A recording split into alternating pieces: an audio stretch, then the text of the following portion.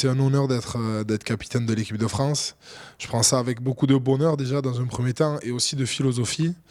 Il y a beaucoup de joueurs qui sont leaders dans l'équipe, qui auraient pu endosser ce rôle aussi. Il faut bien en être conscient.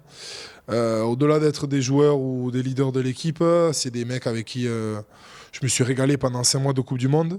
Donc ça, c'est important de le dire aussi. Et à partir de là, je pense qu'on est tous prêts à tout donner et surtout à aller dans le même sens pour faire gagner ce 15 de France. Fabien m'a appelé mais quand j'étais ici à la maison et forcément que ça a été un moment un petit peu particulier, un moment assez fort aussi, mais qui fait prendre un peu de hauteur, de responsabilité d'un coup, d'un moment à l'autre. Donc voilà, mais en parallèle avec ça, c'est aussi beaucoup de bonheur parce que voilà, avec un petit peu les épreuves que j'ai pu traverser, c'est vrai que je prends ça, voilà, j'ai un petit peu l'impression que c'est que du bonus pour moi dans tous les cas, donc je me mets pas plus de pression que ça. Je sais que ça va être assez lourd comme responsabilité, ça va être, j'ai envie aussi d'être à la hauteur, mais à la fois de profiter, de prendre du plaisir à chaque instant. Donc il y a vraiment ce parallèle-là. Et dans tous les cas, il me tarde de commencer l'aventure, quoi.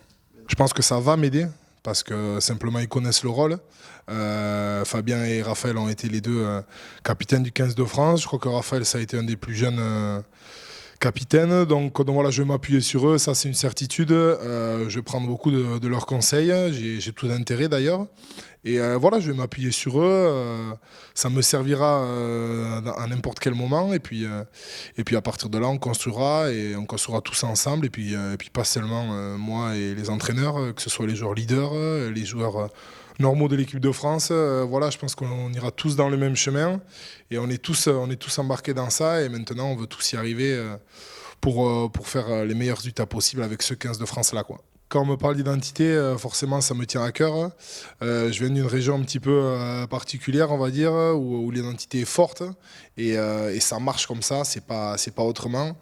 Donc forcément, quand on me parle de maillot de l'équipe de France, de ceux qui représentent, voilà, honnêtement, ça me parle. Et si on veut atteindre des objectifs, il faut savoir un petit peu d'où on vient, d'où on part. Et je pense que voilà, les clubs amateurs des différents joueurs de l'équipe de France, ça part de là, quoi. Ça part de là, quand on était gamin, où on a pris notre sac sur le dos pour aller défendre le village avec les copains contre les villages d'à côté.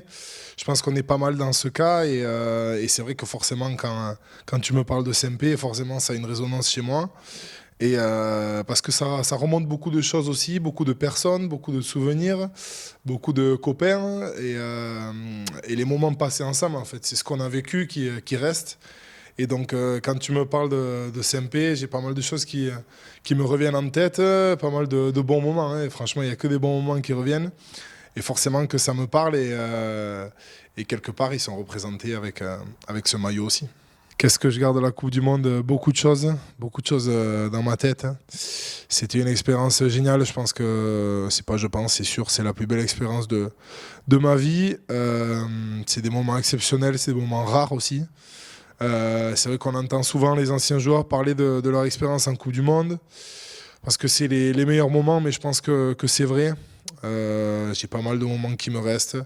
La journée du match contre l'Argentine, la journée du quart de finale contre les Gallois, c'est des moments exceptionnels qu'il faut garder parce que c'est là où il y a le plus d'émotions, c'est là où il y a le plus de moments forts. Et puis c'est ce qui reste en fait au final d'une compétition comme ça, de 5 mois de bonheur et de souffrance à la fois parce que ça a été dur et intense.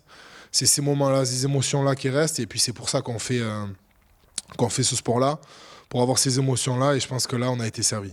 Quand on veut créer une équipe, quand on veut créer quelque chose avec les mecs, il faut les apprécier déjà, et puis ces moments-là, ces souvenirs-là, ça permet de souder quelque chose de fort, je pense. Donc, et puis le rugby, c'est ça, c'est jouer les uns pour les autres, pour le collègue qui est à côté. Donc je pense que tout ça, ça permet de créer une bonne équipe et surtout qu'il y ait un super état d'esprit. On sous-estime personne et j'ai pas forcément de crainte parce qu'aujourd'hui on est une équipe ambitieuse, parce qu'on a des joueurs ambitieux et à partir de là on est prêt à tout donner pour ce maillot et pour cette équipe et ce que ça représente, et les supporters, tout ça. Donc forcément qu'il y a beaucoup de motivation aussi derrière, même si on sait qu'on s'attaque au gratin du rugby, quoi. Ce qui est sûr, c'est qu'on veut redevenir une des meilleures nations du monde. Donc à partir de là, ça passe par des grands matchs, par des gros matchs, des prestations abouties. Et contre les meilleures nations du monde, forcément. Donc on sait qu'on a plusieurs étapes à franchir. Et pour arriver à cet objectif-là, ça passe par des grosses performances contre les Anglais, par exemple, pour commencer le tournoi. On sort de la Coupe du Monde et dès le premier match du tournoi, le stade est plein. Donc forcément, on pense beaucoup aux supporters et on va tout faire pour gagner le 2 février, pour bien les représenter et on va tout donner pour les rendre fiers et pour bien représenter la France.